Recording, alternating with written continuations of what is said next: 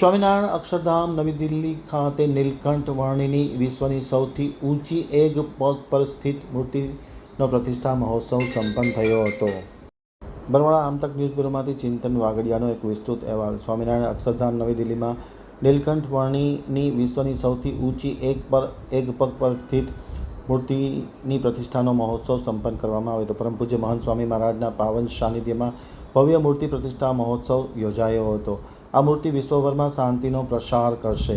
પરમ પૂજ્ય મહંત સ્વામી મહારાજ નવી દિલ્હી 26મી માર્ચ 2026 વિશ્વ પ્રસિદ્ધ સ્વામિનારાયણ અક્ષરધામ નવી દિલ્હીમાં નીલકંઠ વર્ણિની 108 ફૂટ ઊંચી મૂર્તિનો પ્રતિષ્ઠા મહોત્સવ કરવામાં આવ્યો હતો. વાતે ગાતે મોટી સંખ્યામાં દેશ વિદેશમાંથી લોકો આવ્યા હતા, હરિભક્તો આવ્યા હતા અને તેમની ઉપસ્થિતિમાં આ પ્રતિષ્ઠા મહોત્સવ સંપન્ન થયો હતો.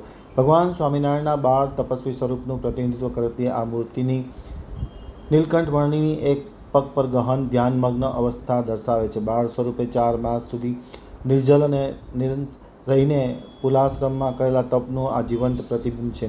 માત્ર 11 વર્ષની ઉંમરે શરૂ કરેલ સમગ્ર ભારતની તેમની 7 વર્ષની કલ્યાણ યાત્રાનું આ દિવ્ય પ્રતિનિધિત્વ છે.